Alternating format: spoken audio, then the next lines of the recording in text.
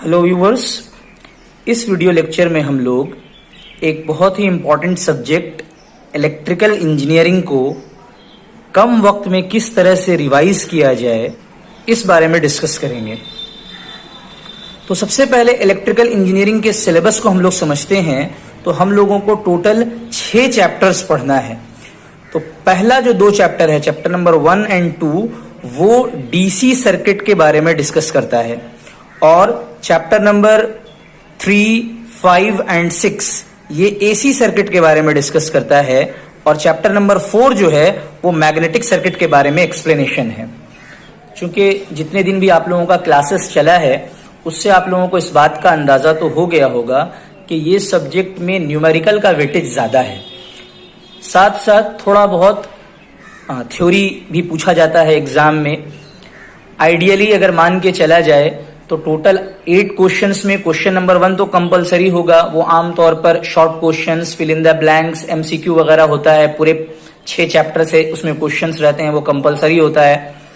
उसके अलावा जो 7 क्वेश्चन बचते हैं जिसमें से कोई 4 क्वेश्चन आपको बनाना होता है, तो 7 में से आप उम्मीद कर सकते हैं कि 4 क्वेश्चंस न्यूमेरिकल रहेंगे। 7 में से 4 क्वेश्चंस न्यूमेरिकल रहेंगे। हालांकि इससे पहले जो लास्ट एग्जाम हुआ था उसमें 7 में से 6 न्यूमेरिकल आ गया था। मैं ये कहना चाह रहा हूं कि न्यूमेरिकल का वेटेज इस सब्जेक्ट में बहुत ज्यादा है। तो आपको करना क्या है, इस सब्जेक्ट को रिवाइज करने के लिए हर चैप्टर की थोड़ी थोड़ी थ्योरी है उसको आप रिवाइज कर लेंगे। बहुत ज्यादा तो घंटा आधा घंटा टाइम लगेगा उसको रिवाइज करने में, और उस टॉपिक से रिलेटेड फिर आप जो न्यूमेरिकल्स हैं उसको प्रैक्टिस करेंगे, तब जाके आपका ये 6 चैप्टर कंप्लीट होगा। तो हम लोग सबसे पहले बात करेंगे डीसी सर्किट के बारे में। तो चैप्टर नंबर 1 जो शुरू होता है वो कुछ बेसिक से डिफिनेशन से शुरू होता है कि आपको जानना है इलेक्ट्रिक फील्ड किसे कहते हैं, करंट क्या होती है, वोल्टेज क्या होता है, पोटेंशियल एंड पोटेंशियल डिफरेंस से आप क्या समझते हैं, पावर को किस तरह से डिफाइन किया जा सकता है। तो ये कुछ डेफिनेशंस हैं। उसके बाद थ्योरेटिकल क्वेश्चन की अगर हम बात करें तो एक बहुत ही इंपॉर्टेंट क्वेश्चन है कि डिफरेंट टाइप के सोर्सेस के बारे में बताइए, यानी ideal voltage source, practical voltage source, ideal current source, practical current source के बारे में 8 मार्क्स का क्वेश्चन पूछा जा सकता है। उसमें से भी फिर हम लोग जो इलेक्ट्रिकल कंपोनेंट्स हैं उसको कई कैटेगरी में कैटेगराइज कर सकते हैं, वेदर इट इज लीनियर और नॉन लीनियर, एक्टिव और पैसिव एटसेट्रा। उसमें से भी हम लोगों को रेसिस्टर, इंडक्टर और कैपेसिटर के बारे में थोड़ा सा डिटेल में डिस्कस करना है। इंडक्टर ये एनर्जी स्टोर करता है मैग्नेटिक फील्ड में, तो कितना एनर्जी स्टोर करता है। कैपेसिटर एनर्जी स्टोर करता है इलेक्ट्रिक फील्ड में, तो उसका क्या फॉर्मूला होता है हम लोग जानते हैं। Energy stored bye inductor half LI² होता है और कैपेसिटर का हाफ CV² होता है। तो ये सारे फॉर्मूलाज का डेरिवेशन और थोड़ा बहुत जो बेसिक नॉलेज है वो आपको होना चाहिए। तो ये हम लोगों का पहला चैप्टर है। पहला चैप्टर दूसरे चैप्टर को बहुत ज्यादा डिफरेंशिएट करना मुनासिब नहीं होगा। बेहतर है कि दोनों चैप्टर को एक माना जाए और इस पूरे डीसी सर्किट को कंप्लीट किया जाए।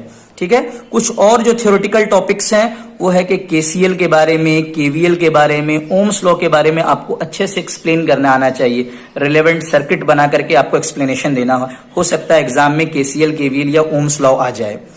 उसके बाद जब न्यूमेरिकल की बात करेंगे हम लोग, तो न्यूमेरिकल में चैप्टर नंबर 1 और 2 से सिंपल न्यूमेरिकल्स आएंगे जिनको हम लोग ब्रॉडली नेटवर्क रिडक्शन टेक्निक्स कह सकते हैं। इक्विवेलेंट रेजिस्टेंस निकालना आपको आना चाहिए, वोल्टेज और करंट डिवीजन लगाना आपको आना चाहिए, सोर्स ट्रांसफॉर्मेशन क्या होता है आपको उसके बारे में पता होना चाहिए, स्टार डेल्टा के न्यूमेरिकल्स आपको प्रैक्टिस करनी है, मेश एनालिसिस और नोडल एनालिसिस। ये सबसे इंपॉर्टेंट बेसिक टेक्निक है जिसके ऊपर कम से कम 5-5, 10-10 न्यूमेरिकल आपको प्रैक्टिस करना है। तो हर टॉपिक से रिलेटेड अगर आप चक्रवर्ती की बुक से 5-5, 10-10 न्यूमेरिकल प्रैक्टिस कर रहे हैं तब आपको कॉन्फिडेंस महसूस होगा। फिर आप जो क्वेश्चन भी अटेम्प्ट करेंगे तो कॉन्फिडेंटली उसको मतलब जो है सॉल्व कर पाएंगे अपने एग्जाम में, क्योंकि इस सब्जेक्ट में न्यूमेरिकल को गेस करना नेक्स्ट टू इम्पॉसिबल है। तो आपको प्रैक्टिस के जरिए से अपना कॉन्फिडेंस लेवल बढ़ाना है, अपनी एक्यूरेसी बढ़ानी है। उसके बाद हम लोगों को चैप्टर नंबर 2 में कुछ इंपॉर्टेंट थ्योरम्स के बारे में पढ़ना है। तो टोटल 4 थ्योरम हम लोग के सिलेबस में है। Superposition theorem, Thevenin's theorem, Norton's theorem, maximum power transfer theorem. तो इन 4 थ्योरम्स में सबका स्टेटमेंट आपको पता होना चाहिए। अगर थ्योरी आएगा तो स्टेटमेंट लिखने के लिए आएगा, एक्सप्लेन करने के लिए आएगा, और खास तौर से आपको सुपरपोजिशन थ्योरम जरूर आना चाहिए, क्योंकि ये 3rd सेमेस्टर में भी पूछा जाता है, 4th सेमेस्टर में भी पूछा जाता है। मोर ओवर हर टॉपिक से रिलेटेड आपको 4-4, 5-5 न्यूमेरिकल प्रैक्टिस करना है कम से कम, ठीक है। और इन 4 में से भी सुपरपोजिशन ज्यादा इंपॉर्टेंट है और थेवेनिन्स ज्यादा इंपॉर्टेंट है।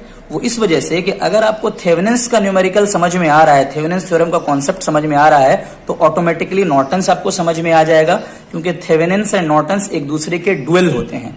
इसमें हम लोग वोल्टेज सोर्स को रसिस्टर के सीरीज में कनेक्ट करते हैं, इसमें हम लोग करंट सोर्स को रसिस्टर के पैरेलल में कनेक्ट करते हैं। तो कॉन्सेप्ट मोर और लेस सेम ही होता है।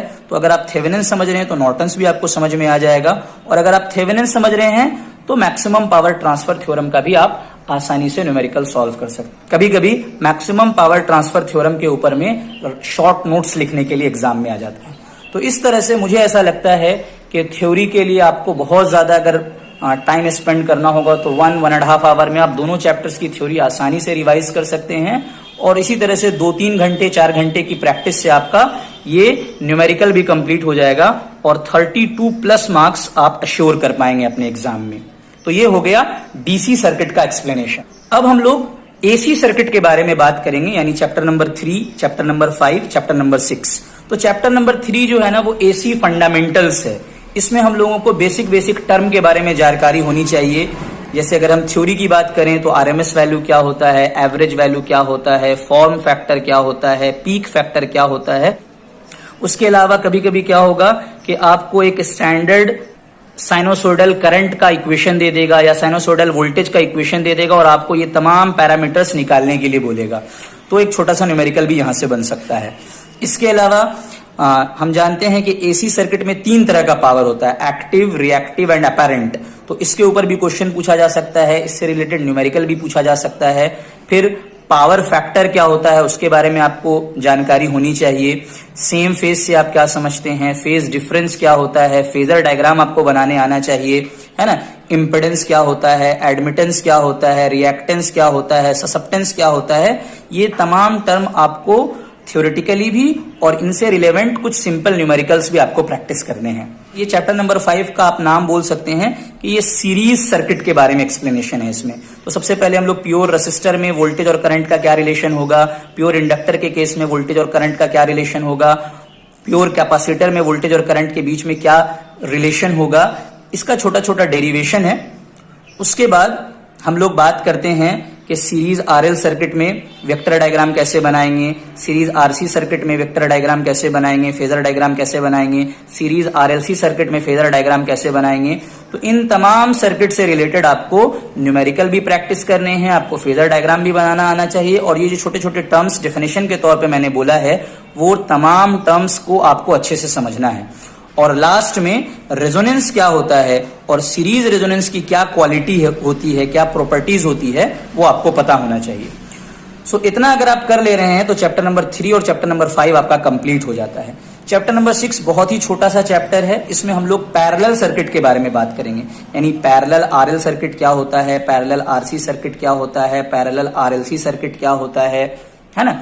इसका फेजर डायग्राम कैसे बनाते हैं, इसके सिंपल न्यूमेरिकल्स को हम लोग किस तरह से सॉल्व करते हैं, एडमिटेंस मेथड के जरिए से न्यूमेरिकल किस तरह से सॉल्व किया जाता है ना। तो ये छोटे छोटे न्यूमेरिकल्स थ्योरी आप अगर प्रैक्टिस कर रहे हैं तो आपका चैप्टर नंबर 6 भी बहुत हद तक कंप्लीट हो जाएगा। इसके अलावा जो कुछ टॉपिक्स हैं वो ये हैं कि कुछ डेफिनेशन है कि क्वालिटी फैक्टर क्या होता है, उसके बाद बैंड विड्थ क्या होता है, सेलेक्टिविटी क्या होता है।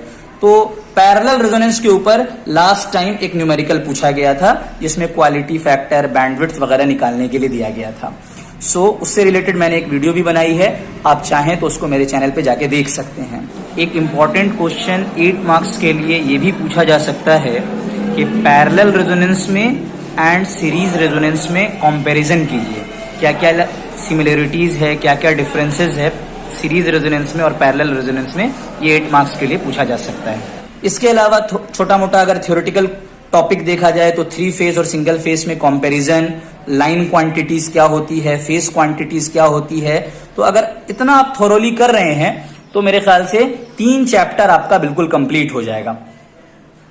मुझे ऐसा लगता है कि इन 3 चैप्टर्स के थ्योरी को कंप्लीट करने के लिए बहुत ज्यादा अगर आप टाइम स्पेंड करेंगे तो 1.5 आवर टू 2 आवर्स आपको लगेगा मैक्सिमम।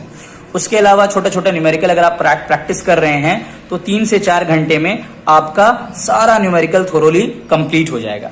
देखिए, कभी भी सीखने के टाइम में थोड़ा टाइम लगता है, तो आपको हड़बड़ाना नहीं है। कोई भी चीज जब आप सीखते हैं तो उसमें टाइम लगता है। अगर आप सीखने के टाइम में जल्दी करेंगे तो वो सीखना आपका इनकम्प्लीट रहेगा। तो जो मैं टाइम कह रहा हूं कि भाई एसी सर्किट के थ्योरी को कंप्लीट करने में आपको 1.5 से 2 घंटा देना चाहिए और हर टॉपिक से रिलेटेड कुछ कुछ न्यूमेरिकल आपको प्रैक्टिस करना चाहिए, जिसमें आपको कम से कम 3 से 4 घंटा लगेगा। तो ये इतना टाइम किसी को भी लगेगा, आपको हड़बड़ाना नहीं है। अगर आप एग्जाम में अच्छा स्कोर करना चाहते हैं तो आपको इतना टाइम स्पेंड करना पड़ेगा इन 3 चैप्टर्स को कंप्लीट करने के लिए। उसके बाद हम लोग बात करेंगे चैप्टर नंबर 4 की। तो देखिए, चैप्टर नंबर 4 बहुत ही इंपॉर्टेंट चैप्टर है। वो इस वजह से कि मैग्नेटिक सर्किट का अगर आपका कॉन्सेप्ट अच्छा रहेगा तो आगे आने वाले सेमेस्टर्स में जब मशीन्स वगैरह पढ़ाया जाएगा तो आप आसानी से समझ सकेंगे।